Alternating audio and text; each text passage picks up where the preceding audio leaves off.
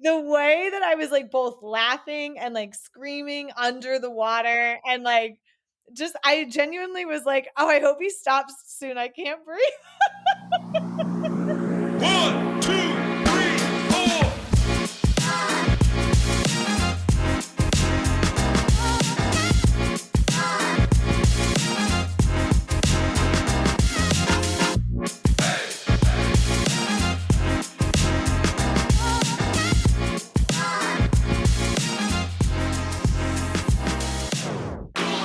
What's up, everybody, and welcome to episode 70 of the On the Runs podcast. We are virtual tonight. Erika is in her beautiful spare bedroom studio, and I'm still in my incompleted bedroom studio.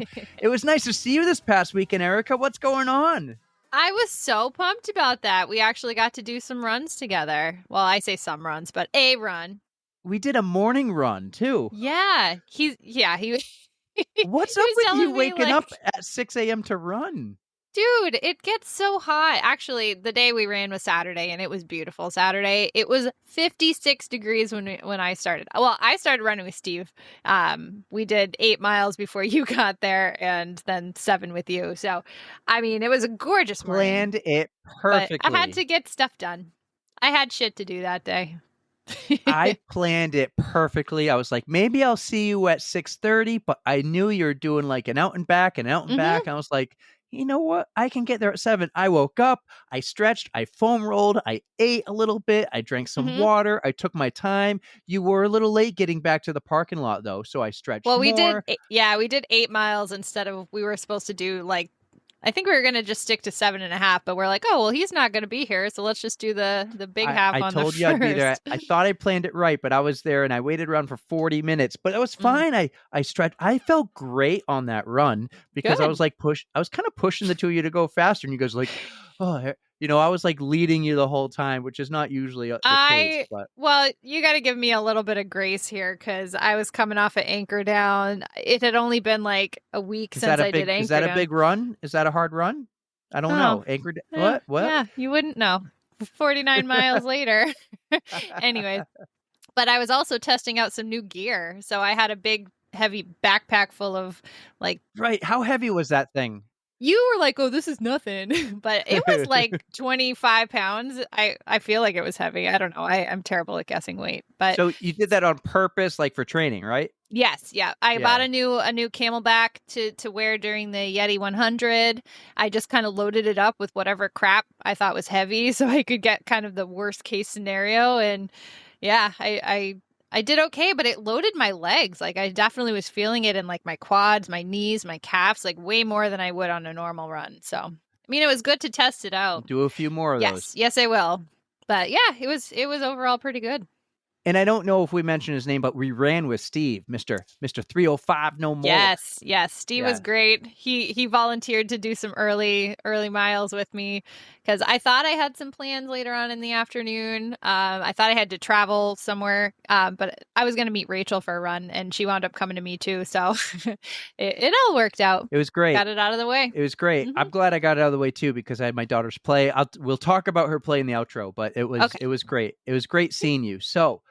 We just finished recording an OTR Live with Karen, by the way. That was fun. It went, what did I say again? Let's try to keep this around 30, 35 minutes. We went 1 hour later. Yeah, I think we actually went 59 minutes and 44 seconds.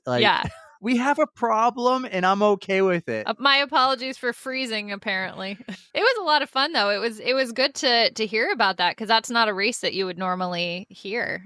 Like the Trans Rockies. So cool. Mm-hmm. Yeah. Cool stuff. So she did that. It's on our YouTube channel. It will drop in our RSS feed in a week and a half. We, though, should get to our interview. Oh, yes. Because this is episode 70. It's a big episode, so might as well drop a big guest. I was so excited to do this interview. You guys may or may not have seen her all over Instagram and or TikTok. You probably have. Many of you have sent us her reels, and we actually were fortunate enough to talk to her. We really were. We were very, very lucky. She's super easy to talk to. We just like it flowed. It flowed really well. Turns out she knows a very famous Boston Bruin. a Stanley Cup winning Boston Bruin. I might have fanboyed a little too hard when I found this out. I really might have. So, spoiler alert, he did. Sorry. But we have Laura Green on the pod. How cool is that? Ah, Laura, you are the absolute coolest. We had so much fun talking to you, and she spent a good hour and a half with us, right? Yeah, no, she did. Yeah, it's lots to talk about. Something about us. We just keep going. We just keep going. Super awesome and graceful with her time. So Laura, thank you. I feel like we're talking about the end of the episode. Let's get to the episode of Laura Green. Jump in. Yes. Here we go, everybody. Laura Green on the On the Runs podcast. Our next guest on the pod is someone we've all seen in the past year, as many of you, our listeners, have sent us all her reels. So we took a shot and slid into her DMs. You know her on Instagram and YouTube as a comedic content creator. She's also a kick-ass mother of two. She's a Northeastern Husky, go Huskies. And she's part of our local New England running community and has stories that I believe many of us relate to. We are wicked excited to have Laura Green on the On the Runs podcast. What's up, Laura? Wicked. I'm happy to be here. Thanks for having me. I got to take a minute to just do a quick yee, because this is super fun. I'm already so excited to talk to you, Laura. Welcome to the show. Fun. I knew you would like when I threw in the word wicked there because of the New Balance parking garage, where it was parking garage. The parking garage, which I went last week. It's still missing. Yes. So if they know what's good for them, they're going to leave it the way it is, because it's just iconic. Well, it was it was really funny. I should have made content out of this, but I was like the videographer for Believe in the Run. So I was just behind the camera, but they were at the New Balance lab where they like test out all their shoes and they do all the really cool stuff with VO2 Max and whatnot. And when we were sitting down for lunch, I asked every New Balance employee, and they're mostly like on the marketing team or, it's not like they're working maintenance at the parking garage, but, but I was like, did you see that video? And what are your thoughts? And they're like, we don't know. Whoever did it was genius, though. It's freaking hilarious. Had me rolling on the floor. Yeah. I mean, honestly, it could have just come off with the wind, but who knows? What I loved is the way you made the video, it didn't look like you were working. You just said, I'm going to go for a run over here just to show you this parking garage, because it's that funny. And I think sometimes you post reels that just because you think it's funny and you want to show us something. And I love it. Same. Thank you. I find life moderately amusing. So I'm like, if I can record it and capture this somehow. I also think that Boston is like a pretty rigid city. I think New England in general, like sometimes it's there's a lot of material here to make fun of. So that's for sure. Keep doing what you're doing. We're loving it. So let's to know you first. I don't mean to be too nosy, but I watch your story. I watch you almost every day unless I'm off the grid. Looked like yesterday you went on a fun adventure, trail walking or hiking with the kids. Yeah. So, I mean, come on, it's like a mile. It's never a big hike, but yeah, we spent all day, every day outside. It's 2 boys, 2 and 4. I mean, we live in a small house in the city, so it's like the walls would fall down if we weren't outside running around all day long. And so, yeah, try and get outside. Love to like pretend like we're hiking, which they run full speed for about a mile, and then they want snacks. Yeah. So they're like ultra runners. Perfect. Yeah, exactly. You said 2 and 4 boys. So I have a 7-year-old daughter. But I have twin boys who are 2 years old. Oh my gosh. And try when I take them by myself and they run in opposite directions. I bet. No. Yeah. I have the pro of having the older one there. It's like he's just a little dog that follows the older kid, So that's good. He's almost 5. So he's nearly 5 years old. So I feel like he's more responsible now. I definitely trust him more than I should. I'm like, yeah, watch your brother over there. Well, It seems But like you yeah. share the stories, and you're very much like me and my family. You do a lot of adventures, whether it's skiing, camping, hiking, just a quick a quick trail walk, a walk in the woods. And Walk in the park. even though you live in Boston, you're not like city people, at least the way I see it. You're not city people, but you live in the city. So you got a little bit of that world outside of Boston. But when you think of someone who lives in Boston, you just horns and Horse traffic. You gotta get out of the city, or else you're gonna go Yeah. crazy. Like you just need We fresh live air. we live in what I call the burbs of the city. So we're on the outskirts. We're we're still in like a pretty high populated area where most people have 2 or 3 family homes, but like we're in a 2 family. But we are, and we don't drive, like we only ride our bikes, and like we're like those classic cargo bike people with 2 kids on the back. And love it. so that part of living in the city is the most fun. And then I would not go on and on about the amazingness of the outdoors around suburbia Boston, but there are some things, and and so there's enough, especially for how small they are, and it's not like we're looking to hike in the White Mountains for a multi-day trip. I mean, there are people who do it, but for us, like these small day trips, there's plenty of stuff around us, so we get out as much as Whatever's we gonna get can. And we mountain their bike, energy and I out, put right? That's all you pedal need, boats. though. Just let out Just your run energy. them into the ground. Yeah. Uh-huh. I'm with you. I just actually picked up a second hiking backpack to throw the kid in because I had one, but then with twins, I'm like, and so I'm very lucky. Our friend Kevin, he was like, I no longer need mine. You want it? I'm like, yes, twin problems. So wait, what do? One in the front or something? Oh, no, my wife would take. I was honestly like, damn, he's got. That's exactly what I was picturing, like a kid on each side. We would typically borrow from a friend, or my wife would take that like wrap that you can wrap around, but now they're too big for the wrap, but they're not Yeah, big enough okay. to like trust on the trail. So Yeah. we just hit that. We go camping a lot up here in New Hampshire. I was on the summit of Mount Washington yesterday. I'm not one of those guys who goes on overnight hikes. I was doing This was a kid-free thing, yeah. It was. I actually got away from the kids like my one night of the summer. So Oh my gosh, and it was beautiful yesterday. What was it like at the top of Mount Washington, though? it was cold and windy, and at some points it was beautiful. I'll DM you some photos because at some points the clouds are way below you, and it was so cool. And 2 seconds later, you're in a cloud. I know. Yeah, it's wild up there. I do a adaptive hike every summer where we pull. Actually, He's wearing the shirt. We were just talking about it.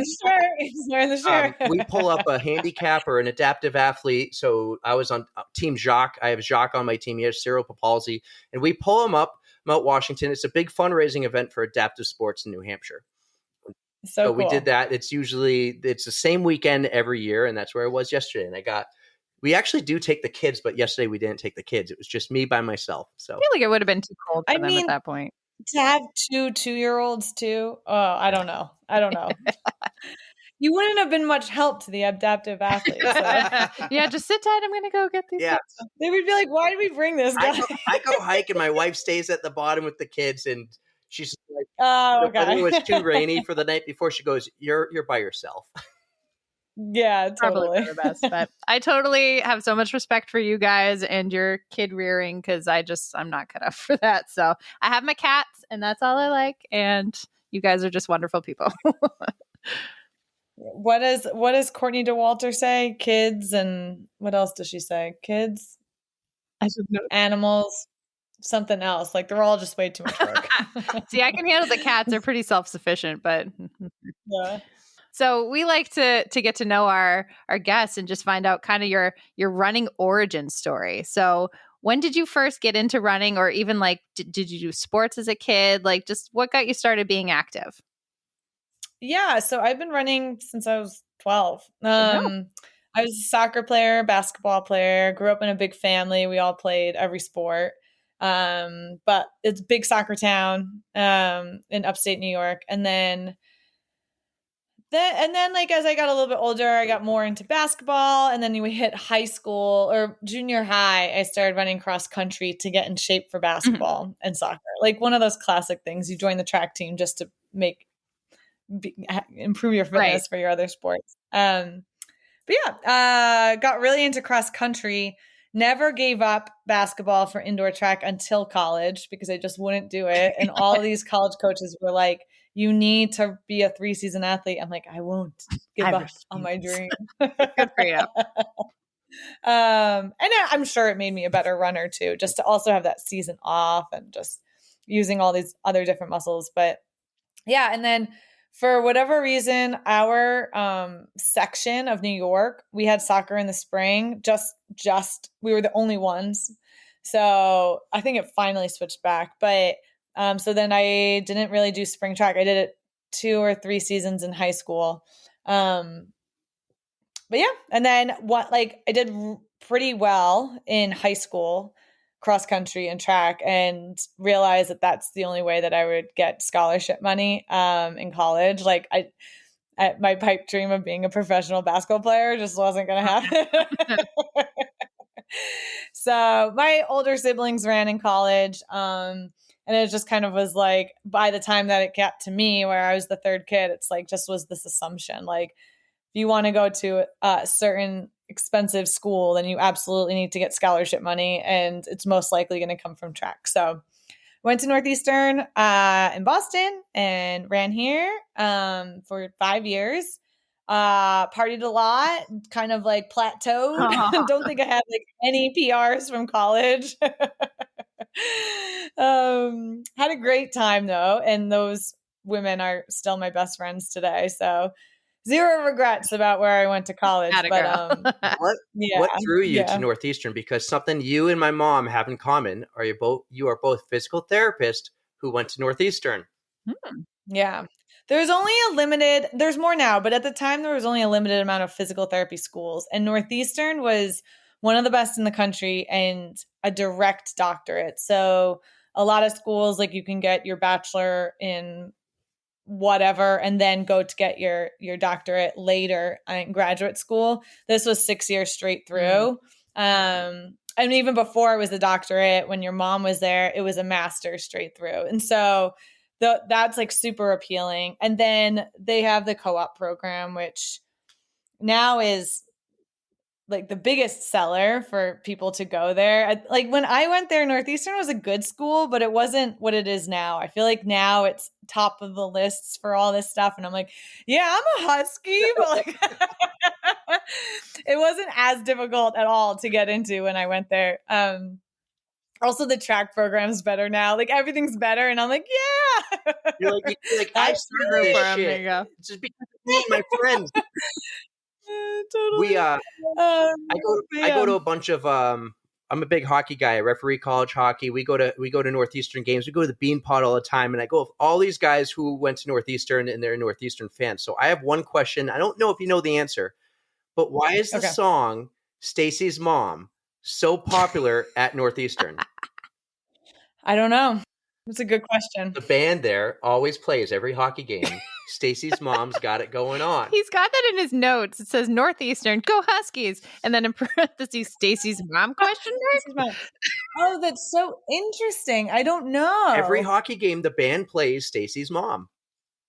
There's got to be something, right? Yeah, it's besides it being a banger. That's it. Yeah, besides it being a banger.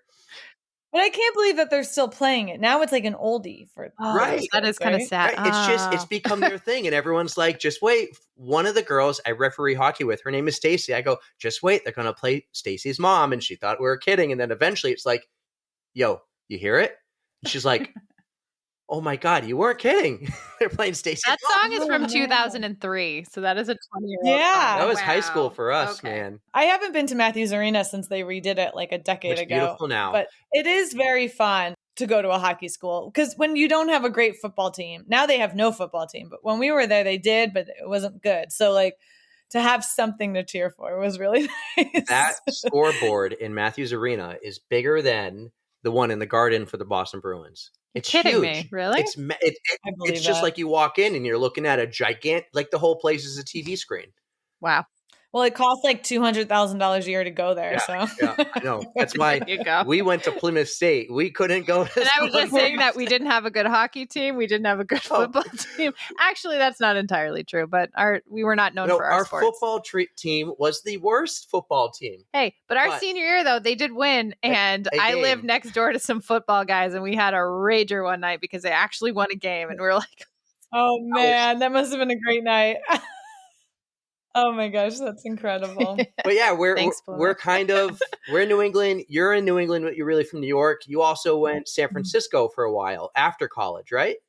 I was a traveling physical therapist. So me and my best friend Erika, who's not a runner, just because, but we just took off, and you're not supposed to do that as a PT. They recommend you go work and gain experience, because what happens is you get thrown into the fire as a traveler. You get thrown into these jobs that nobody wants, and you basically don't get orientation. It's just kind of like you roll in and you just start treating.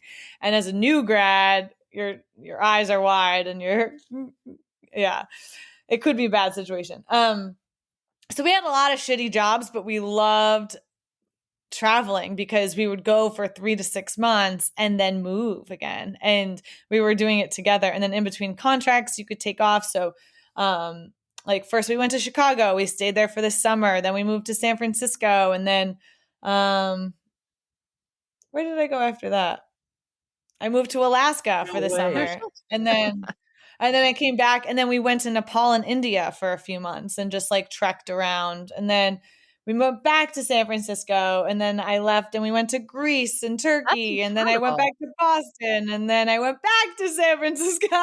I just felt like I was never done with SF. Like I was like, I know that eventually I'll move back to the Northeast and quote settle down, but I just felt like I wasn't. I loved SF the first 2 times I lived there, but I didn't feel like I truly lived there. Like I didn't build a community there. So the third time I went with a mission to like build community, and I stayed for 7 years. And wow. Yeah, and then I met my husband a couple of years in, and yeah. So at what point did you get involved with November Project then? And in that like whole list, I moved back to Boston for 3 months. And the reason I did that was because flights from the West Coast to the East Coast for holidays was always so annoying. So I came back and I worked here from October to February. So cool. Yeah, so I was just here for all the holidays. And then I reconnected with Brogan and Boyan, who are the 2 co-founders, and also Northeastern Huskies. They rode there. And so they were just starting it out. And so they sent me like a Facebook message, I think, and was like probably copy paste to everyone they knew, you know, It's like, come to this thing. It was all word of mouth at the beginning. And so I went, and I was like, nah, this ain't for me, because it was too many people, and it still was small. It was probably only 30 people there, but I was like so over the team sport scene. I was like done with racing, and I just kind of wanted to run on my own. So I actually didn't go that often. And then in between Boston and moving back out to SF, I went to Africa to work in Uganda at this triage center that my friend opened. And I was like, hey, BG, like, can you ask if anyone wants to donate shoes, shirts? Like, we're going to be working with this like Catholic girls' school, and I'd love to just bring running gear out for them.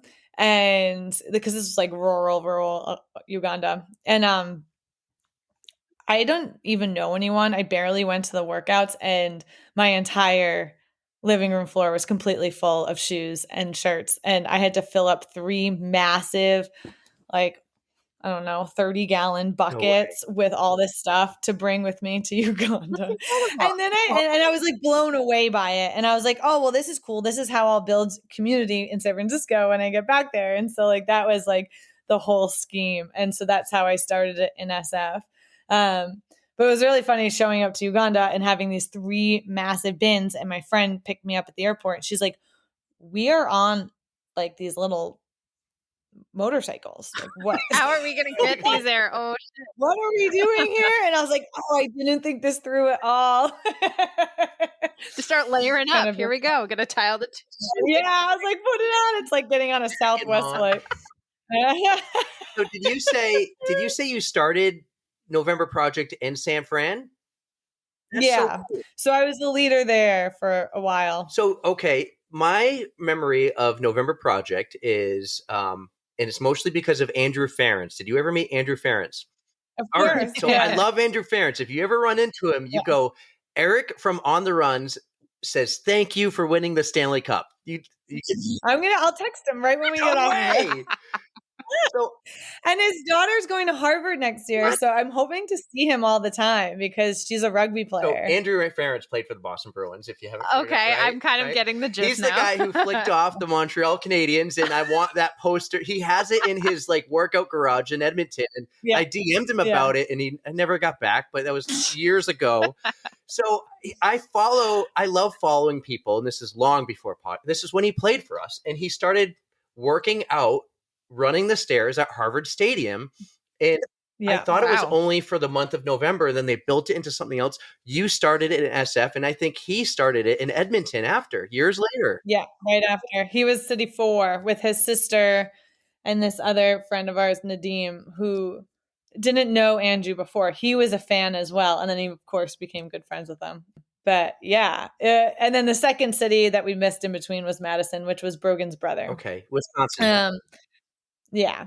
Yeah. So, I mean, I look back on that time with like heart eyes, you know, it was so much fun. And it probably grew too fast, got too big for our britches, and like we didn't quite know how to manage it all. So we definitely made some mistakes along the way, but we did have such an amazing time, and with the best of intentions to just give people a free workout and to like give people a place to meet each other. San Francisco is like an especially a lot of transport or transplants. There's a lot of people from the East Coast or from Midwest that like it's hard as an adult to meet other people. And so that, I think I met up with a group of 6 of them yesterday in a park. I haven't seen them in years.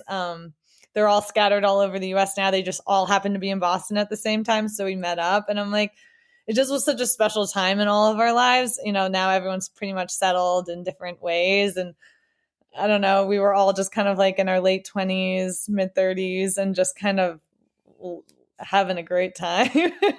That's awesome. And just trying to figure it out. So it was really, really fun. Funny side note about Andrew Ference. Yes. This is like total name dropping, but he has like a funny place in my memory because so me and the 2 co-founders and Brogan's brother kind of would have these like separate summits, because I ended up working with the 2 guys to be like part of the HQ, as what we called it, but essentially just like helped manage the volunteer leaders, and which turned out to be over 100 and was a lot. So we would have these meetups once a year, and then we called them a simple summit, and it was just the 4 of us. And one year it was at Andrew Ference's vacation home in where was it? British Columbia? I feel like you're going to say Victoria. Yeah, Kelowna, like outside Kelowna. Okay. And so we had this like on the schedule. Well, my now husband proposed like the night before. And so like he like proposed, like we got engaged, and then the next morning he drove me to the airport at like 7 a.m. to like go have like 3 nights with like 5 men, like one's an former NHL player. These guys are like 6'6", and I'm like, bye. Just goes to show just like the really trust fun in your memory. relationship is out of Yes. great to know. Yeah. But so Andrew has this like beautiful home, which he now I think since sold, but like beautiful, beautiful vacation home, and we all camped outside in the grass. We're going to camp outside today. Here's your shower and your room and your bathroom, but we're sleeping outside.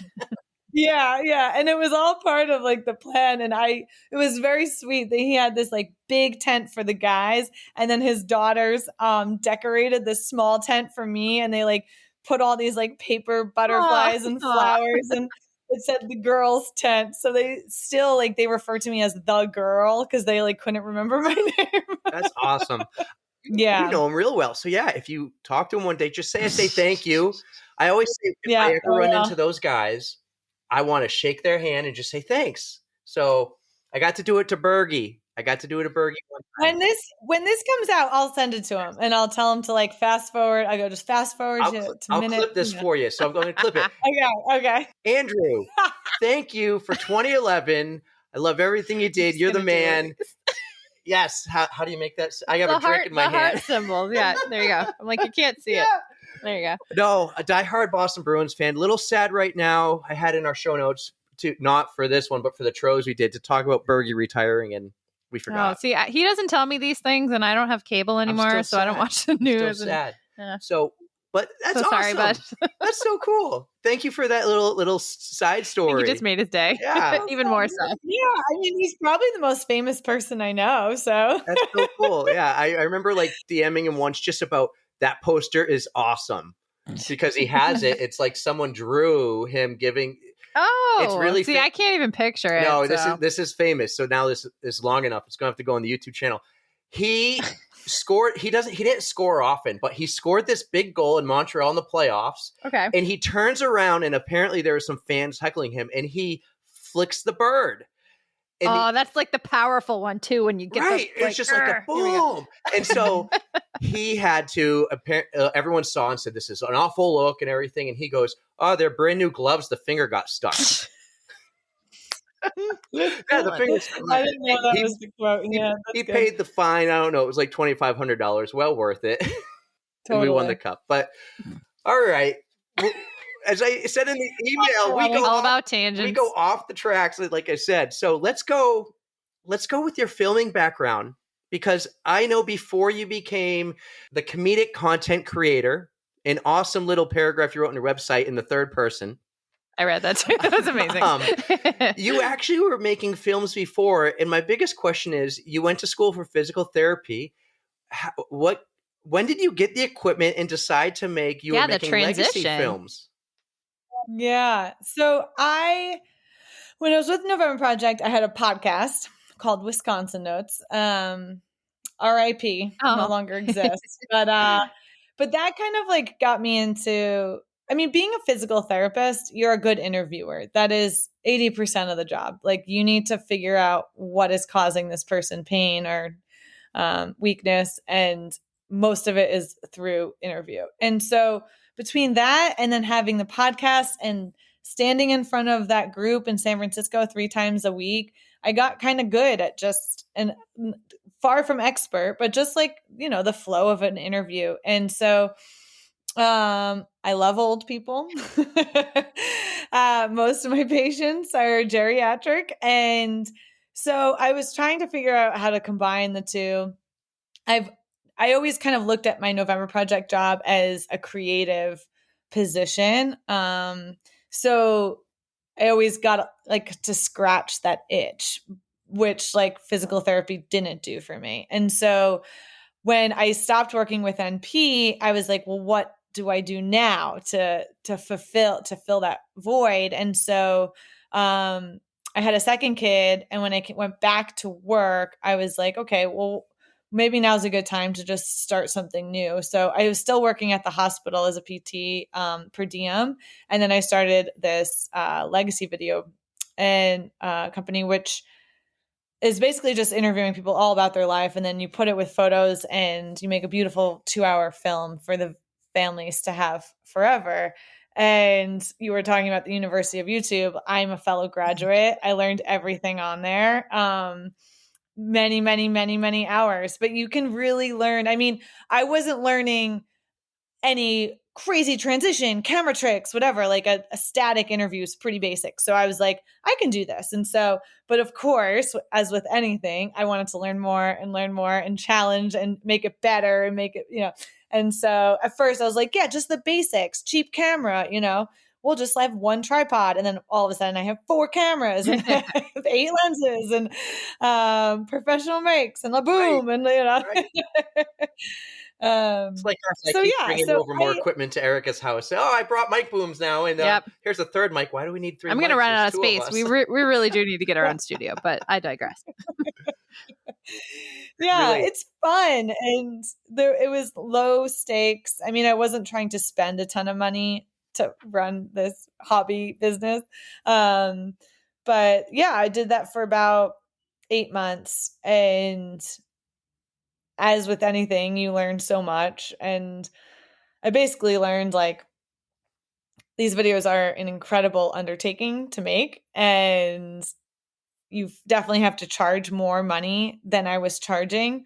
But then I have such guilt because I'm like, who has this money just lying around? So it was like this I was undercharging, overworking. And then I was like, wait, what am I doing? It also just never fully felt right. It felt like it was leading somewhere, but I wasn't doing what I was meant to be doing. And so I was just playing around with it. And I was like, okay, well, maybe I'm getting better at using the gimbal because this will lead somewhere in the future. So yeah. Then my friend told me you should just do something funny. And I did it once and I was like, oh, I could do this again.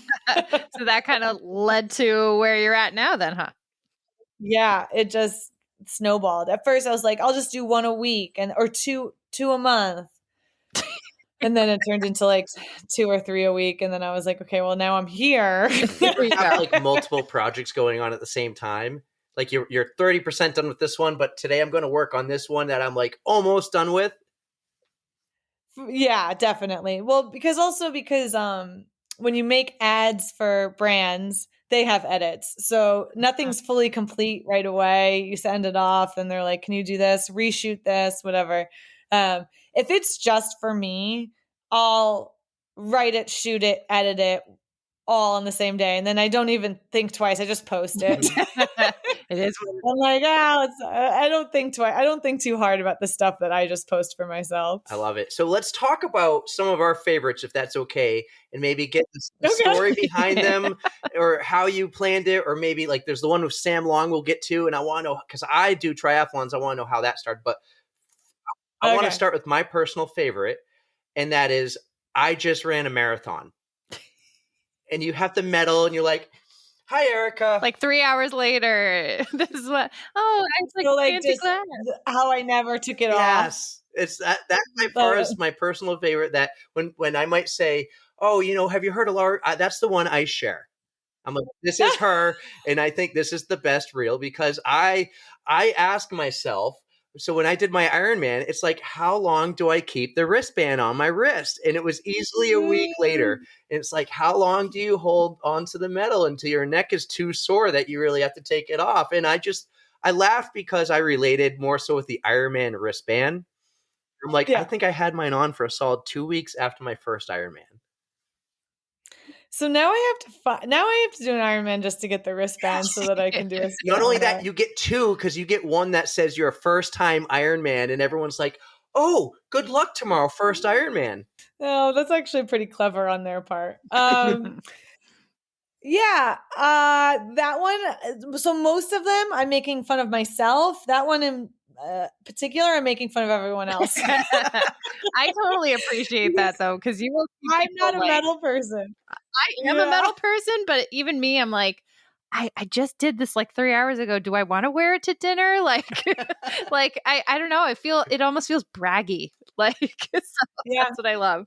And then you're like questioning yourself. You're like, why wouldn't I wear it? Like, I should be so proud, and that's part of it. And like, especially after one of the big ones, like the big majors, like everyone has it on. They have their jacket and their medal, and they're proud. And I never want to take that away from people. I never want people to feel self-conscious about wearing their medal, but I still like, it's just not me. Like I take the medal and I put it in my bag. Like I don't even think I wear it back to my hotel. Like the Paris marathon, I like whisked off to the right before like I was able to get one for whatever reason. And I was like, oh, well, whatever. I just didn't get a medal. And the women I were with, they were horrified. They were horrified that I didn't get a medal.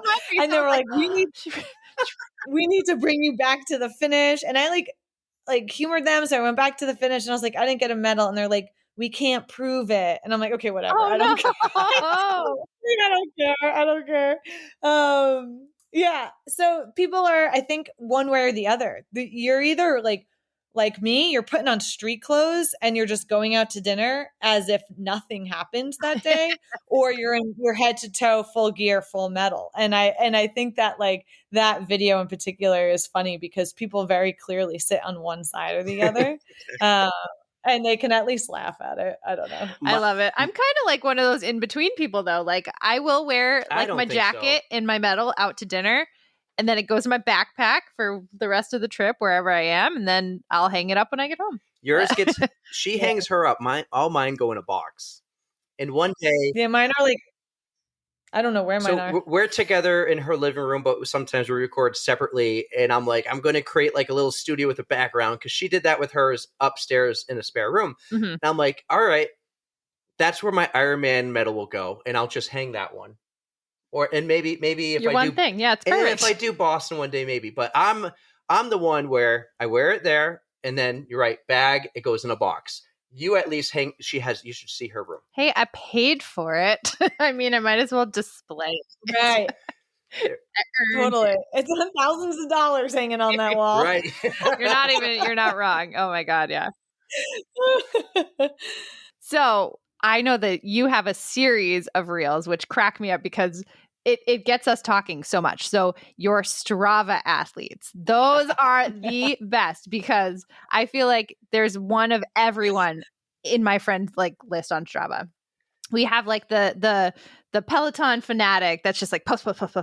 And then we have like the, I had a bad day today, like writing the whole like friggin' A pair. like a essay. diary entry. So, like, Yeah. do you know that? Like, is that from your experience, like your Strava list, where you have all those friends that just annoy the shit out of you, or like, how did you Yeah. come across those? So I posted a video that a story that day, and I was like, to be honest, I'm not on Strava that much. My account is private. I think I only follow 100 people, and only 100 people follow me, and those numbers are from the very early days of Strava. So in San Francisco, obviously Strava, Tech, whatever, we would try out these apps like far before they became like super popular. And we were on Strava, like kind of like how, I mean, I think you guys are my age. Like we were the first people on Facebook, you know, That's you needed true. a college email. And like, so it kind of felt like that. And then I would go through these like long periods where I would never post and I would never go on the app because I was too competitive and not taking rest days. And then when I came back to it, I just was like, I'm private and I'm also not going to really scroll that much. So people are like, well, if you don't scroll, then who are these fake people that you're so mad at? And I'm like, I'm not mad at anyone. Goodness. Some of it is, I mean, a lot of the skits I write and then I text my friends and I'm like, what did I miss? Or who did I miss? Or, Collab. I like it. yeah. And I do have a couple friends who like really help me write scripts, but for the most part, it's just kind of like a group thread of runners. And I'm like, did I miss anything? This is the concept. Do you have an extra joke? So yeah, that one in particular, I definitely like my husband, that's his only social media. Oh, really? Strava. Yeah, he rides his bike. He loves Strava so much. So like he was texting me a bunch throughout the day. Most I didn't use, but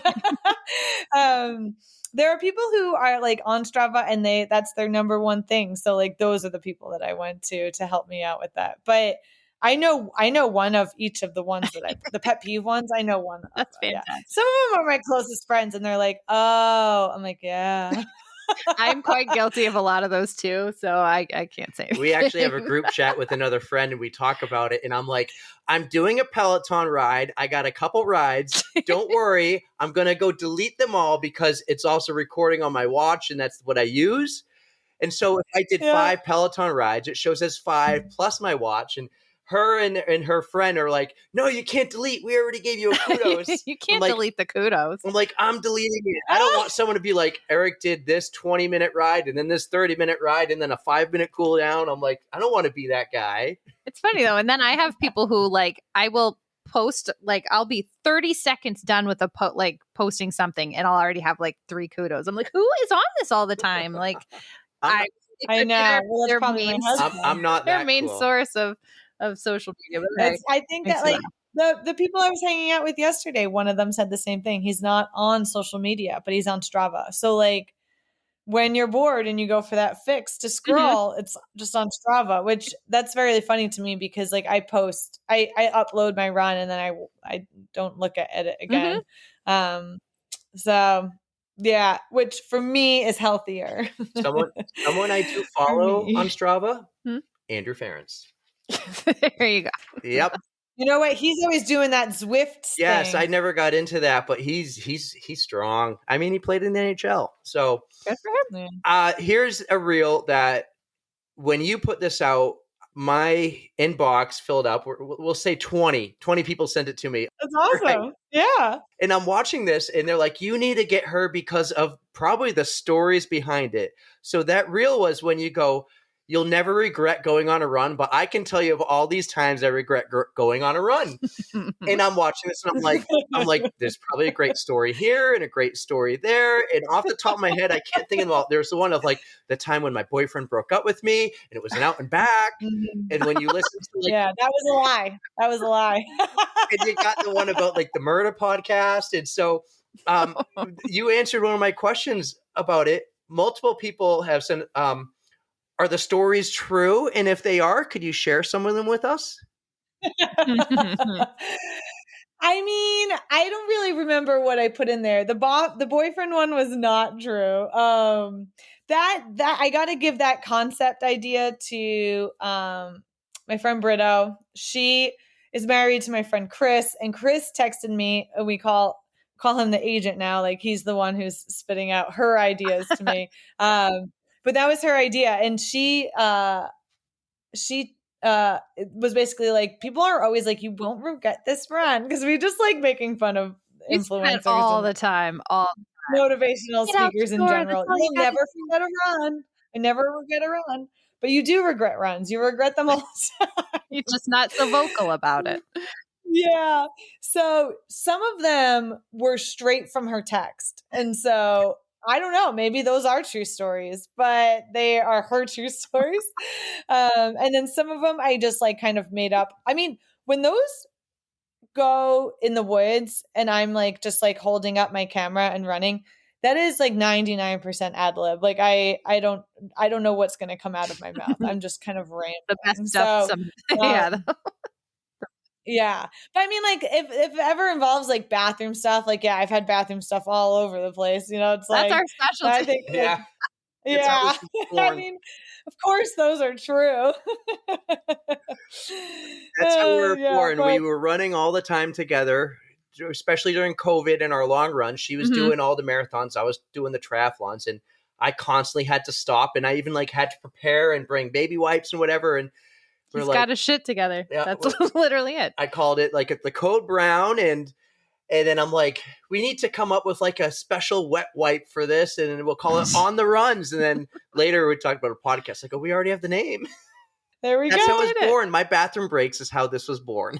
I love that. I think any runner can relate to Oh, it. yeah. I mean, even if it's like pretty manageable, like it's not like I have it daily. Something's like that would be a problem, I Right. think. But well, yeah, I think we can all relate to that, like that sprint home or like that panic or just the emergency. And then like I think other things I put in there were weather things related, which is, I mean, I'm very vocal about the fact that I hate running in the heat, and 10 minutes into any hot run, I regret being out there. And I'm like, this isn't worth it. This is not worth it. She's with you there. I feel like this is Oh, probably the goodness. worst summer I've ever had running wise, just because I'm trying to be outside more. Like I do have a treadmill, but my basement is swampier than outside half the time. So I'm just like, Yeah, you don't want it's so that. gross. Yeah. So I've been trying to be better about it, but you walk out the door and you melt. June was beautiful. I was on a run with someone at like the end of the Mhm. month in June, and I was like, oh man, it's just been so beautiful. And everyone's like, what are you talking about, Laura? Like, it hasn't stopped raining. And I'm like, yeah, but it's like cool. Like, I don't care about the rain. The rain to me is still beautiful. July 1st hit, and it's been a million degrees and humid ever since. But As we're sitting here recording it, isn't it the most beautiful day Today. outside? Oh, and this ever? week is going to be. Yep. This, I heard this Yesterday week's was gonna be even great. better though. Like I think yesterday got Yeah. to like 78 degrees with like 40% humidity. Oh. I was like, never coming inside. So I think we paid for it in July, and then I have high hopes for August. I have high Fingers hopes. crossed. It's going to get good. It's going to really hope in 2 weeks for your race. It is Yeah, not I got myself an ultra coming up, and it's a 12-hour race, and so it starts at 7 p.m. though. Is it like one of those backyard ones, like a looped one? Yep. So it's kind of nuts that way, but if the weather is nice, it is the most wonderful thing. It's on like the coast of Rhode Island, and you just get the water, and it's fantastic. You're shaking your Yeah. head. What are you thinking? I get this a lot. I know. I think I need to just experience one, but those seem like the absolute. It feels like a form of torture. Right? It depends how you how you look at it. If it was hot and humid, Is it like a 4-mile loop and you have an hour to complete? Oh no, Is it no. like that This one? is it's just like a timed ultra. So I have 12 hours to run whatever I can. So they have 6, 12, and 24. So you can take breaks if you want. You can take a nap. Like you don't have to do on the hour like laps. How long is the loop? This one's just shy of 2.5 miles. Oh my gosh, it's so short. No. Why? She might like the hamster I though. can't even double back. I can't even do an out and back route on because I'm like, that's too boring. That's too boring, and I will be too bored, and I will like want to walk home. Like I can't imagine doing the same loop. It does get kind of repetitive, but I mean, it's still. Does this just go to show how crazy I am? Like I'm like, this is fun. Is it road? It's trail and road kind of. It's like a mixture. So it's in a state park. It's a Colt State Park in Rhode Island. So it's nice. Like I really enjoy it. It's a night race. 12 hours is manageable. I feel like as far as ultras. But it's 7 go. p.m. to 7 a.m. Oh. So that's why I'm like, please don't let it be a humid ass day / night. And Laura thinks I'm crazy. Oh my gosh. Night running to me is like Your next reel, it's going to be making fun of you. I'm okay with that. I'm coming for you. That's definitely on the list. Yes. I mean, I've had skits that are half written. I have a bunch that are half written. Well, it would be my honor to be made fun of by you. Hey, she gets 2 wristbands for people who can go be crew support. I will give mine up. Well, I'll give mine up for you if you want to go make content at the race. There's a bunch of crazies. You'll save me in the babysitting So cost. this particular race is like they do it on purpose because it's usually the hottest weekend of the year. So they want to make you miserable. They want to make sure you almost die. Like not actually like Falmouth. Have you done the Falmouth road race ever? I have not yet. No.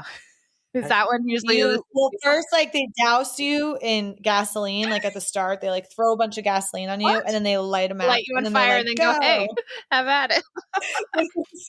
It is so hot. It is so hot. That's basically this race. It's like 11 a.m. or something insane on a sunny Cape road with no shade. I mean, it is so torturous, but it's beautiful, and you end by the ocean. So. There you go. See, I'm disgusted by like an 11 a.m. race, yet here I am like, oh, I'll start at like 7 o'clock at night and just run through the night.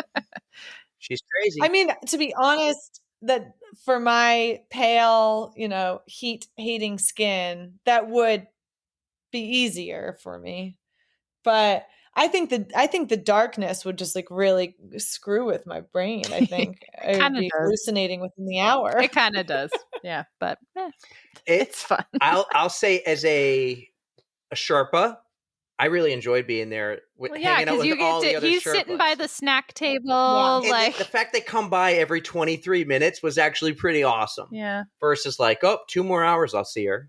I like it. Right. So for a Sherpa or just a crew, whatever. I like the short course, but I've yet to dabble in ultras. And when I do, it'll probably be that one, but we'll see. Just because I've been there. I feel like I have to. Yeah. Yeah. So where were we? Triathlon. Perfect right, segue to Sam Long. And I think you even flew out there to him. And why I love this is this past weekend was a sprint triathlon, and a couple friends of ours did their first. And I would go swim with them in the open water. And I said on the last swim, okay, I'm going to like purposely bump into you and touch your feet Oh my and elbow you. I did this to Nicole. And after I sent her this reel because of the scene of just Sam Long and you in the pool. And he goes, you ever been to a rock concert? You ever been in a mosh pit? Think of that in the water and you trying to swim and he's like all over you.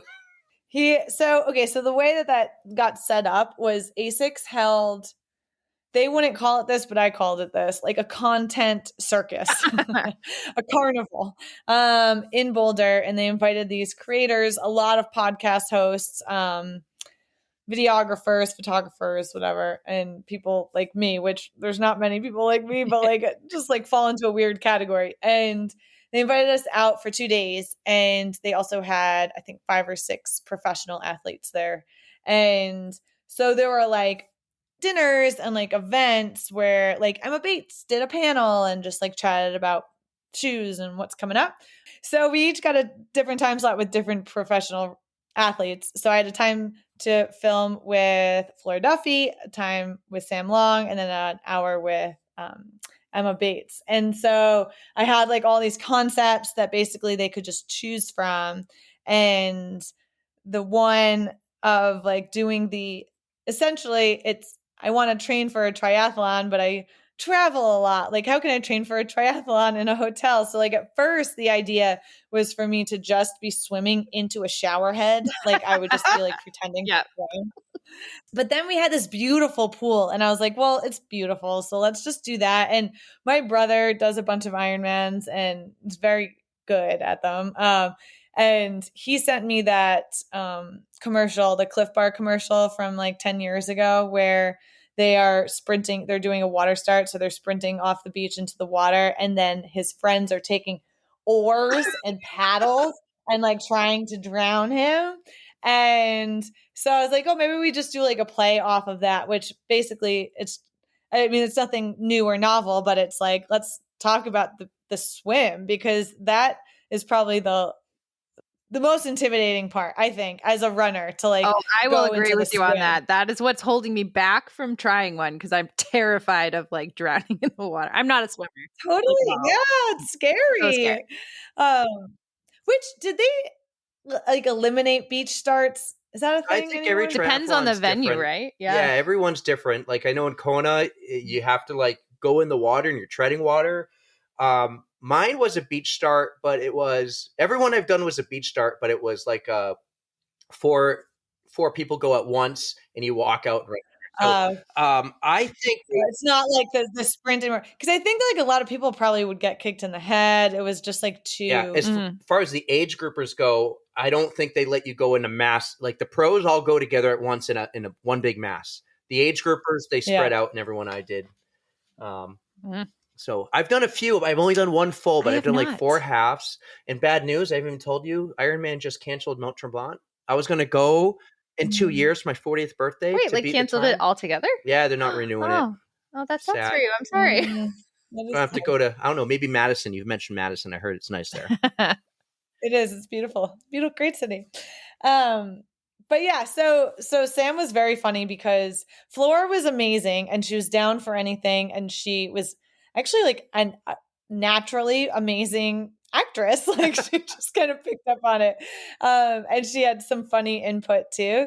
Sam he had such little brother energy to me. Like, I mean, he is like 10 years younger than I am, but he just has this like little kid down for anything. His eyes were wide and like he had no idea who I was. And to be honest, I had just started following him probably a month earlier because I'm not a tri person, but so it was like this very funny thing of he's like, well, what does she even do? Like, what are we doing? But I'm like, just trust me.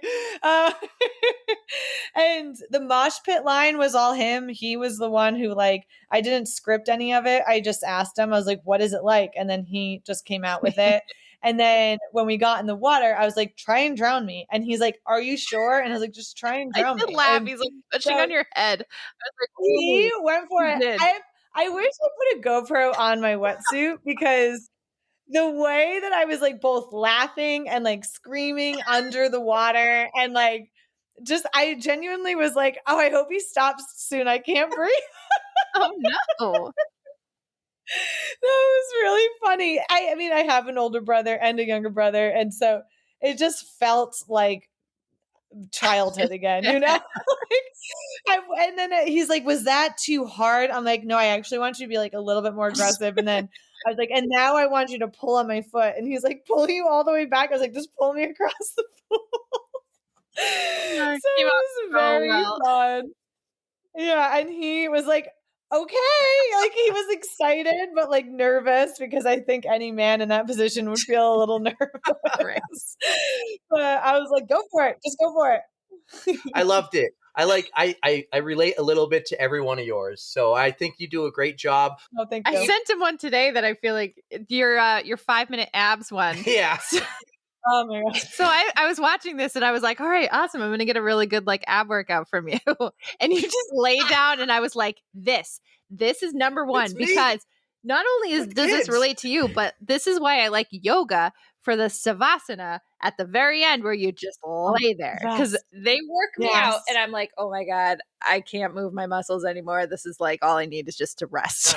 It's so relatable Totally. because I'll do all the drop offs and stuff, and I'll be like, I'm gonna work out, I'm gonna go get on the bike or do this, and then I get busy doing something else, and it never Just gonna happens. Sit down for a minute. And I work from home on Fridays. Half the time, I work in my bed because I'm too tired to walk 5 feet to the desk. I'm just like with the computer on the bed, right? And Totally. And like it's so exciting getting to Monday, which I don't know how many parents want to admit that, but I think like Monday, I'm like, yes, we made it to Monday. On You know, and I'm daycare, like right?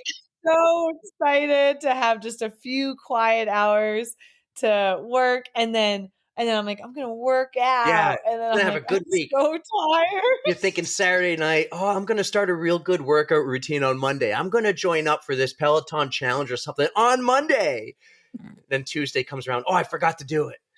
Yeah. Oh No, man. like, It's wild though when you have kids, everything gets reversed, right? Like I used to like couldn't wait till the weekend. And now like of course I enjoy my weekends and of course I enjoy my kids, but in terms of just like rest and relaxation, that happens during the week, you know? No, it's so true.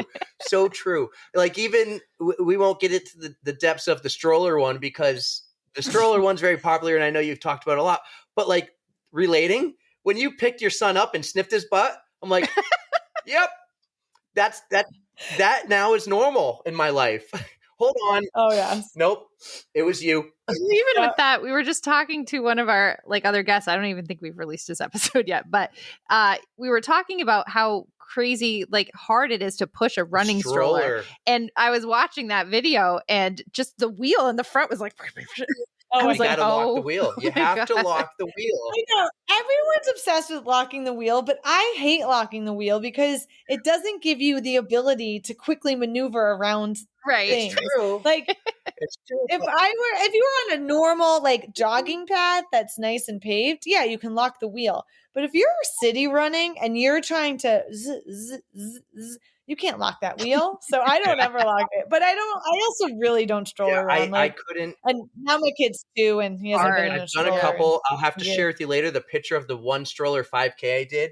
You know the photo. Oh yeah. But I see your How things. old was your daughter in it? Like 3 or 4? She was 3. My daughter did not like that stroller run. That's the photo. I'm Her, like, her face is like I'm at the finish line. Dad, We're cruising. She didn't even want to get dressed up. She's in a dress. When I say dressed up, I'm like, why don't you put on some running clothes? she had the best. I will send that your way. But I think everything you do, somehow I relate, whether it's my own personal experience or I'm just like, that's funny because I see that. And that's out there. Yeah. There are a couple things that people will like want me to do. Like people really want me to make fun of people who wear the race shirt on race day. Yeah. And like Disney runners, people love to make fun of Disney runners. But I don't ever want people to feel bad about like that's typically a newbie. And like I don't want my role to be to come in and make fun of newbies to make you feel ostracized. Right. Like that's not the point of this. The point is for everyone to feel like they're inside on the joke, like they're in on the joke. And so for me, like the medal one was kind of towing the line, right? I didn't want people to feel totally offended, but that's why you go to like 6-12 months, and it's so ridiculous that people can You gotta laugh. take it off, honey. Okay. Yeah. Sometimes you'll make a post about, I think was it Zach Miller. Zach Miller. Zach Miller. And like Zach everyone's Miller, yeah. sending me this, but no, Zach's a cool guy. And I didn't know about him until that day. But Oh, good. I like introducing yeah, people to and others you're like, too. no, I'm not going to make fun of Zach because he's awesome and he's really good and an advocate for this and that. And you make posts, whether it's a reel or your story, and they're just good. The one I actually liked most recently, I don't know if it was a reel or story, but you were running and your kid was biking, and I just reached that last fall. I love it. It's the great. best. So we go biking and skiing together. Love doing everything with my kids. They tire me out. I'm exhausted. Yeah. But I love it. So, and I relate know. with you on that. It's the best. Yeah. I mean, that's why we had kids, my husband and I. It's like you just want more buddies to do fun things with. So, so like they're just like our friends who are out on a hike with us now. And like I of course don't want to wish time away, but I do look forward to like them like truly holding their own on a bike ride or something like that. But for what we have right now, it's pretty good. So just a couple more years, right? Then they'll be a little more self-sufficient. Well, like everyone says, it will go super Just bring fast. more so snacks. like, That's all they're gonna need. Yeah. So many snacks. The so many piggy bars. trick I've learned is you just got to keep them comfortable, whether that's food or for me skiing, I got to keep her warm. If she's too cold, it's a miserable day because we go every weekend. Trick was keep her warm, and then we go like double our runs. Yep. All right. I got to bring up now. So this is kind of reel related, but kind of not. But you had mentioned earlier the Paris Marathon, and you were there with Dina Castor. And I just want to know, how the hell did you get set up to hang out with Dina? And I'm just so interested in that because she is like an amazing Olympian and she's just a total star. So I want to hear all about that experience. She's an icon. So back to ASICS again. They were the ones who set up this run. They invited, I think, something like 30 plus specialty store owners, all female, So cool, on this trip to Paris. And you were given the option to run, or if you didn't want to run, like it wasn't an obligation, but it was like this really nice, beautiful trip. A thank you to those specialty store owners, especially there. It's like run industry in general, but I'm assuming in retail, women hold a very small minority. And so getting people, and then there was like a handful of people that you would call media, but it's just like content creators, influencers, whatever. And then everyone got a +1. It was like the most generous thing I've ever seen from a brand. I was not invited, but I started going on podcasts after the New York City Marathon. I heard about this trip through one of the people who were going. And so I had no reason to be there or invited.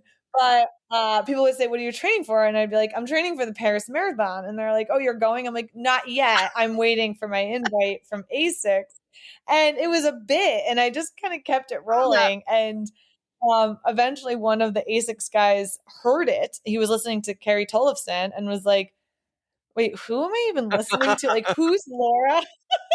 But you're saying it worked. Is Laura Green? Like, I think someone sent it to him and then he was listening and he was like, okay. So then like he sent it to his boss and his boss, Karen, was like, bring her along.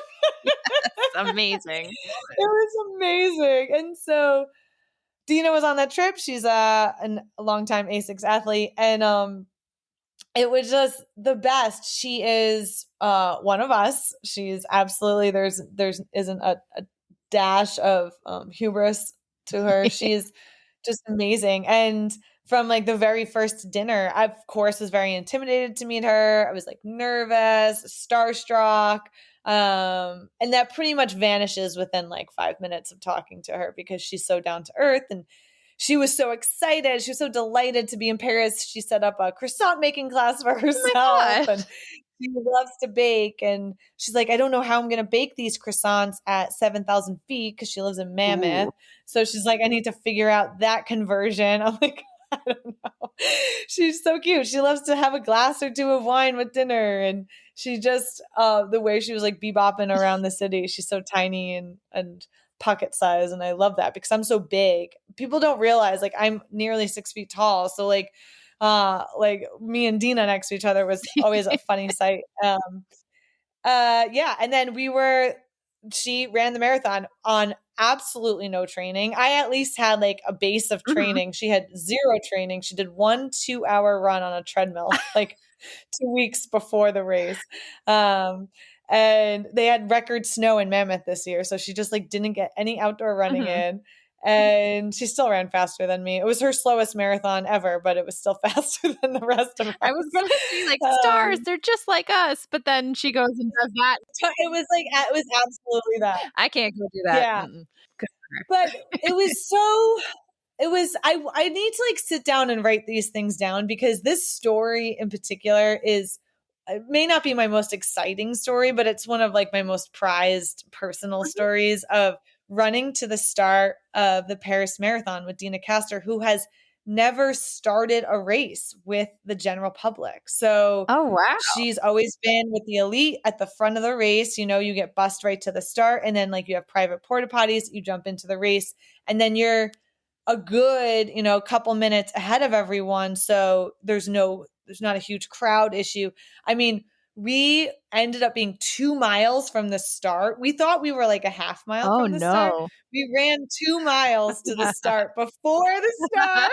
A good shakeout for your warm-up run. There you go. We were like looking for porta potties and then kind of gave up on that. And then the way that it like is organized is they had these huge chain link fences that separate the people cheering from the runners. And we didn't go into the running corrals because we were like, well, our corral's way up towards like closer to the front. So, but they didn't have any more entrances. You know how like along the way you can sneak in? There was none of that. So we're getting closer and closer. We hear the French national anthem. I mean, the race is about to begin, and we are on the wrong side of the fence. And I'm like, all right, Dina, I'm willing to sacrifice anytime. Like, I don't care. I don't care what I'm running. So I'm going to hoist you over the top of this fence. Like I have no problem doing that. I was like looking at the space below the fence. I was like, maybe you can fit, Dina. Maybe we can slide you under. We got all the way to basically the starting line, and there was a tiny crack. And I was like, yes! And we snuck through the fence. We got to the other side. The race hadn't started yet. We were hugging. I love that. We were like so tired because not only did we run, but we were like emotionally drained already. And that's even before the race starts. That is just incredible. Oh my gosh, it was so funny. And so then the race started, and I was with her for a few miles, and then I lost sight of her.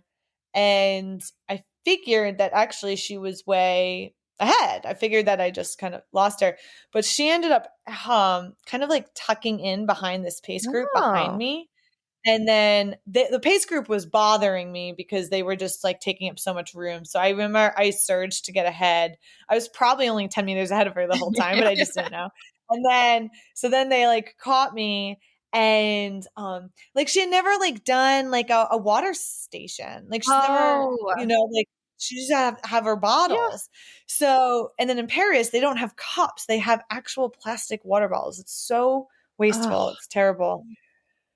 But people, they weren't that often. There was only a handful the whole race. And so when they would come up, people were just diving across the street. Some of them were on bends. Like imagine like taking a tight left turn and then all of a sudden the water station's right there. So like people don't even see it coming. So then they're like cutting each other off. Dina gets her leg tangled in a man, and I like lose my shit. No. And I'm like, no, we must protect her. At all costs. So I start like, I'm like, tuck behind me. It was so funny. Oh my gosh. So yeah, she ended up like taking off. I think after around like 14 is when I like really lost her, and then she left. But that race is super crowded. It's so fun, and it feels like you're in the Tour de France, like the way that the fans have no barriers. So like sometimes you're in like a single file line. It feels like so it's very crowded, and it's hard to make any real moves, but for someone like my speed, it was kind of The perfect. logistics sound kind of terrible, not gonna lie, but I would probably love it. Not ideal. I mean, it's the biggest marathon in the world. Something else I No didn't way. know. I don't think I knew that either. Yeah, they have over 50,000 Holy runners, cow. and they just aren't prepared Right. for it, and that's the problem. That is Yeah. just so fun that this was like Dina's first like true marathon experience. Cause yes, you can have the elite experience and that's awesome. But like Yeah. even in one of your reels, like you showed her at her very first marathon expo, which is like amazing. Oh my God, which was not a planned thing. I just started, I go, who has their phone? I didn't have my phone with me. I was like, give me your phone. I need to start recording this. It was the most endearing thing on the But planet. I'm sure I she mean, loved it though. finding her name on the wall, but that's genuinely her. Like there's no act, there's nothing. She was so delighted just to be there. And then she ran like a 3:10, 3:15 marathon, which is very slow for her. But had no embarrassment about it. Like I think like the rest of us would be like, yeah, I mean, this was an hour slower than I can run. Or have Her run. PB, I think, is like what, a 2:19 or something like that. Holy shit. Yeah, so I can see that a 3:10 is like slow, but holy shit, like in my world, it's So I mean, that was like that's enjoy it. pedestrian for her. But instead, she was like, it was a great race. I had so much fun. She goes, it was hard. She goes, I had to talk to my legs. I said, Dina, your legs. Okay, I hear you. I see you. But we're gonna finish this. And I'm like, it's so sweet that she wasn't like, oh yeah, that was just really easy. Like instead, she was like, no, that was still hard because I just wasn't ready for a 26-mile run. she winged. Or should I say 28? We did a 28-mile Oh, run. own that. Yeah, Yep, you did it. 28. This has been fun. That's so incredible. Listen, you've been awesome and super gracious with your time. We have two big questions we always ask. It's always the same questions, but I go creeping through your Instagram and I always make it to the bottom. At least I try to. With you, I was able to.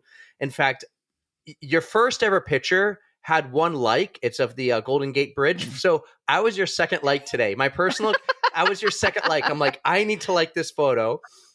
And so I find a photo in your Instagram, try to go non-running related, and I want to hear the story behind it or something. And I could have gone with skiing or camping or pooping Ballard. That looked hilarious. Oh, pooping Ballard. She was in my last. I just did an episode of Allie on the Run, and I brought up my friend Ballard, and then now here she is on this podcast. That's pooping Ballard right there. Oh my god! Wait, which one is? Oh, is Ballard is obviously. These are all my college teammates. Is she the one like? Oh yeah, no, she's that's her. Oh, she's the one coming. She's the poop. Yeah, she's the poop. Yeah, I get it now. But that's not the one I picked. That's a great one. The one I picked is you and let's see, 7 or 8, well-dressed gentlemen. And you're talking about a guy named Craig who you met 27 years ago. And I think you called them in the screenshot cut off, but like your wolf pack or something. Here's the photo. Looks like you're all at a wedding or something. Oh yeah. So tell us about those guys who you grew up with and Craig and the story behind that photo. Okay, so that photo was taken, I think, 10 days postpartum with my first kid, which is wild that I was at a wedding, but kind of like that's like your classic first kid move, like just you're so ignorant to like how you're gonna feel, so you RSVP yes. But also it's a testament to who Craig is. So Craig Fletcher has been in my life since kindergarten, and we went to all of our school together, all the way through high school, college, and then we both live in Boston now. And so he's been in my life as long as essentially my siblings have been. And all those guys are my high school friends. I was definitely not like the popular, like the pretty girl in high school that everyone wanted to date. I was just one of the guys. And so they all had girlfriends. And then like there was me. It was just like they're slinging jokes with them. So yeah, I feel really lucky. A lot of those guys are still a very big part of my life. It's weird that like we grew up in New York, but we all went to Boston colleges. So between Wentworth, Northeastern, BU, BC, we all ended up kind of in New England for a while. So yeah, I mean, they're assholes. Those are the best of friends. I love them and hate them all at the same time, but that's how it goes. I actually think you wrote that. You wrote something along the lines, again, the screenshot's taken away, but I love it. you wrote something along those lines as they're assholes and they're the best bunch of assholes I've ever known in my life. So that sounds right. Yeah, that's something I would write. before you do yours, Boston sports or New York sports?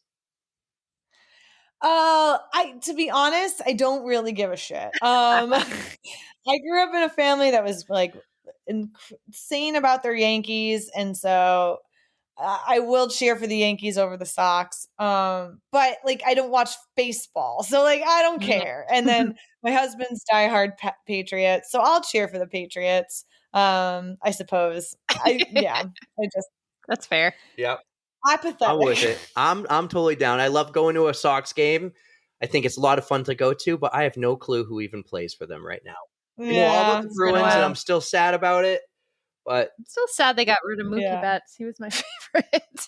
I enjoy it. Like I'll enjoy going to a game, but no, do I know a single player? Nope. No. Yeah. It's been a long time, so I'm with you on that. Yeah. All right, my question is not quite so difficult. Well, usually he's like, "Oh, she's got the hardest Here's question the ever," big question. and I'm like, "No, it's not." And usually I don't prep people. This is a big deal. This is huge. This is the big question. Tough one. You're going to be stumped by it. So my question is, you're just laughing. We have a Spotify playlist, and we like to invite our guests to add a song to it. So whether it's something you listen to while you work out or just something that pumps you up, do you want to add something to it? Oh yeah. The last 2 training cycles I've gone through for marathons, I on my long run strictly listen to Florence and the Machine. Ooh. It's like it's become like, so now if I just hear her come on, my heart rate increases, my pace increases. It is just it's visceral, it's just a reaction that happens just by listening to the music. Her music I can completely zone out to, yet also I get faster with. So it's become this, and it's something I associate only with marathon training. So like right now I'm not training, so I don't listen to her at all. But I would put Florence and the Machine. I would put Free on there. Right here, and on it goes. She's adding it now. Nice. You've been awesome. So gracious with your time. I'm just amazed with, because this is a long form podcast it's turned into, and everyone who we've had on has had no problem. And I'm like looking at my watch. I'm like, man, we're going long again. You're so nice. You're so great. Thank you for doing this for us. Oh, good. I had a blast. Yes. We really appreciate it. And we're so excited to see what's going to come up next for you. Like, we know you're going to Budapest, right? You're going to cover all the world track. This whole month is focused on Budapest and how to just like knock it out of the park. So can't wait to see what you come up with, and I hope you have a blast. Hope you get to meet some awesome athletes and get out. And I would like to just give you the opportunity to pump the tires of any of your brands or sponsors or people, friends, family. Especially Scratch Lab, which by the way, I use all the time. And you cracked me up over your little like thing where you're like, here's some scratch, and it goes like all over the place. It was making me laugh. That's a story of my life. And I'm like, no, that's like $6 a scratch I just spilled. Honestly. Worth it though, worth it. No, I mean, I'm not tied to any particular sponsor. I love them all.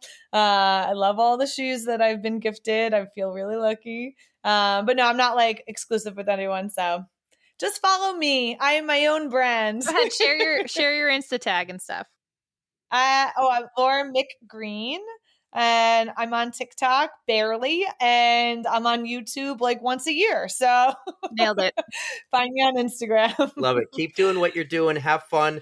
Maybe I'll run into you someday, more likely on a ski mountain than on a running trail, but It'll be Yeah. fun. That's awesome. Laura, thank you. You were amazing. This was so much fun. That was so fun, Laura. Thank you so much. Yeah. Laura Green on the On the Runs podcast. Oh my God, Laura, you were the freaking coolest. We had such a blast talking to you. I am just blown away. Like, you exceed all expectations.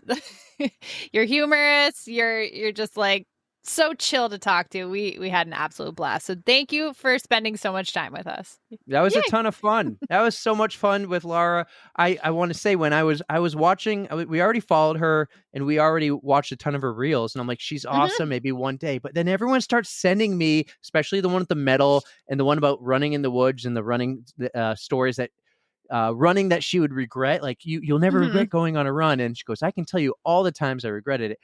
Everyone was sending us that reel and like, you need to get her on. I was like, all right, let's I'm so shoot our happy it shot. actually happened. That was so cool. Yeah. So and then the fact that she knew Andrew Ference, how cool was that? I went a little too hard on the fanboy there about Andrew You Ference did. and the Boston You Bruins. did. I really did. Your fanboy was showing. I noticed those things when I'm edit the podcast, and I'm like, oh, Eric, calm down, buddy, calm down. Yeah, you Take went it a little easy. ham on it. Yeah, I did. So that was a ton of fun. Laura, thank you for coming on the pod. It was a blast. She's in You're the Budapest right best. now, just like absolutely like loving life How in friggin' Budapest. cool. I would love to do that. I would love to just go and check out all the track and field events. And So you would I be hope into she's the having a track and blast. field events, huh? That would be like Why that's- not? It's really cool. Like, honestly, I feel like I would be more like Mrs. Space Cadet, who yeah, that's cool. because I yeah. don't know anything about it, so it would kind of be like the normal person trying to figure out the track and I field could events. see that. Okay, I could totally see that because you don't know and you're trying to learn. That is definitely because she was doing But I like would love to javelin and trying to do the hurdles and things and a long Shot jump. put. Like, Yeah. I don't know what's a good distance for that kind of stuff. I don't know what a good speed is for like the track events, but it would be so cool and riveting to watch. Yeah, I'm that sure would she's be having a cool. blast out there. Well, maybe one day you can do that. I was thinking more our jam would be like going to world marathons or UTMB and having little mini live shows there and talking to the field and the regulars and the pros and about getting their stories. We could do it I'd all. love any of that, honestly. That it's just being around the sport that I love so much. It would just be very cool.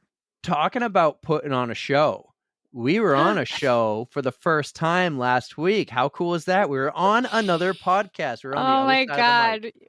Big shout out to the Cultra Trail Running Podcast. They were just so much fun. I mean, I don't feel like I'm interesting enough to be on another podcast. So thank you for having us, guys. Like, we had such a fun time. Let's talk about this. So on the show was Art, Celeste, Regan, and Frank. And the way we Fred. got on this was we were Fred. Fred. We were doing the Anchor Down Ultra and Celeste, because we know Celeste from last year at Hamster Wheel. Yeah, a couple of races and she stuff. basically saw you in the aid station, pulled you aside, go, I need to talk to you. And you two had a conversation in we the walked woods. a little bit of a lap. Yeah, that was a good part, like a good spot in the woods to talk to me, because I was definitely not going fast and I had the wherewithal to form words. So that's when she asked you to come on the podcast, right? Mm-hmm. And I said, you tell me when and where. I'm flexible. I'm free. So We made it totally happen. Cool. It was cool to see it different from the other side and how they did things. Yeah. They did this one thing. So they have a ton of Patreon supporters where they have over 100, and they had us read their names, but the Patreon supporters, you choose whatever name they want to choose. Like your favorite was, do you remember? Shit. Something Barbie, wasn't it? No, it was Bikini Chicken. Bikini. Oh, I was Barbie. Yeah, Bikini Chicken. But then yours was fuck Arby's. So there were some real gems. Because he was right. Arby's is overrated. Yeah, they had some real gems of names. Plus, a lot of them were just really hard for us to pronounce. So apologies to them for butchering their names. It was a ton of fun being on the podcast. So thank you guys. Thank you, Art and Celeste, Regan, Fred, for having us on the pod. It was episode 251. They've been doing this for a while. Yeah. They're based out of Connecticut, so that was really cool. It was a lot of fun. It was cool to just be on the other side of things, like you said. I mean, I was kind of thrown for a loop because we didn't have any notes. We just kind of Right. wung No it. show And notes, I was no like, guidelines. what are we talking about? We talked about penguins for a little while. Like that was before you jumped on, but random conversations. Yeah, I listened Got and some good Code Browns, everybody. I wasn't as critical as I thought it would have been. Like I listened and I'm like, I think we did pretty good, especially when they asked us to like pump the tires for the pod. Mm-hmm. Yeah. Oh, I kind of butchered that at the beginning where people are like, yeah, talk about your your podcast. I was like, we like stories and we like stories. We like stories. You did. Yeah, like yeah. I was like, I hope he's going to edit some of those out. But no, but everything I that did was my said best. was in there, which was kind of fun too. I was just I usually rely on you for that because you've said that spiel so many times that you have it down. So I'm just like, just let him talk. So I hope you guys go listen, but for the first 20 minutes, I was not there. I was still with kids, putting them to bed and everything. I joined late. And so Erika was there by herself with the crew, and they go, tell us about the podcast. And she would have naturally, as she did at the end, she just, I'm going to let Eric tell you about it. But she was kind of like, we like stories.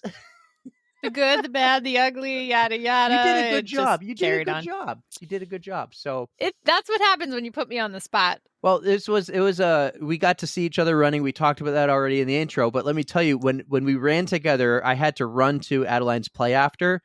And this is kind of funny. She's been in this theater camp for 2 weeks at the Palace Theater. And I tried to go Friday night and Ashley was working. And I tried to go with the kids, couldn't watch the show. It was impossible with the boys. So I left early with the boys. We walked around Manchester, went to Ben and Jerry's. Small ice cream, by the way, is huge at Ben and Jerry's. Great. It's huge. I got the boys 2 smalls. The 3 of us could have had the small and would have been fine. Cost me $19 for 2 smalls and 1 large. Insane. But all the ice cream did get eaten. So didn't waste a penny. So I went on Saturday, and here's the fun part. On Friday, I hear the guy go, next week is our Winnie the Pooh camp 1 week, and then the plays on the weekend. We have 3 spots left. Mm-hmm. Well, when I bought my ticket for Saturday, I wasn't able to sit with Ashley. She was up front. All the seats were taken. So I got front row balcony, which was a veteran move on my part. Mm-hmm. And I heard the guy does his speech again on Saturday, and he goes, next week is our Winnie the Pooh camp, and the show is on Saturday, and we have 2 spots left. And I'm like, 2 spots? It was 3 yesterday. He goes, yeah, we just had the 1 sign up, so 2 left. At the same time, my phone vibrates, and I look at the email. Was it Adeline's? Did she get the spot? I look at the family email, and it said, thank you for your purchase to the Winnie the Pooh theater camp. And here come the boys, and they're laughing, and they're thinking, oh, it's so fun. The boys are on the podcast, and they're like, yeah, we were not behaving at the play. Hi, guys. Uh-oh. Hi. Hello. Oh, he already knows to talk into the microphone. Oh, this one's trying to climb. Oh, boy. So, boys, we have to end this podcast. We got to end episode 70 of Laura Green. Was it a good podcast, guys? Say yes. All right, guys, don't forget, follow us on Instagram, support us on Patreon, subscribe to our YouTube channel. Erika, take us away. Thanks for listening, and don't forget to stretch. 3,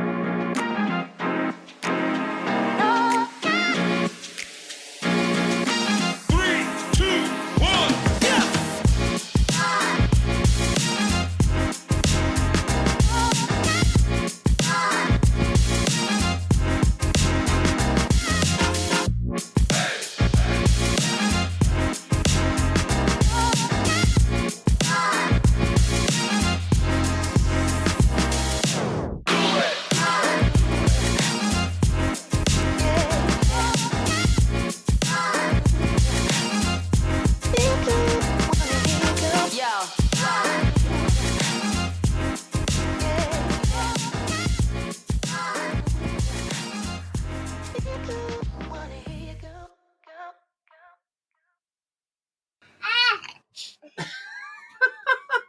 That was fun. It came in like a wrecking ball. They did. I could hear them outside. That caught me off guard. You're like, yeah, I'll text him right now. I'm like, you know Andrew Ferris that well? That well. So thank you for that. He will be in Boston a lot in the next few years because of his daughter going to Harvard. So Rugby, right? rugby. Yeah. So just get on that rugby schedule and you'll run into him. Go to a game or something. I'm not going to be that much of a creep, but if I ever run into him, I'll do what I said. I'm going to say, hey, shake the hand. Thank you. Thank you for 2011. My life is good now. Complete. So, yeah. Oh, that's awesome.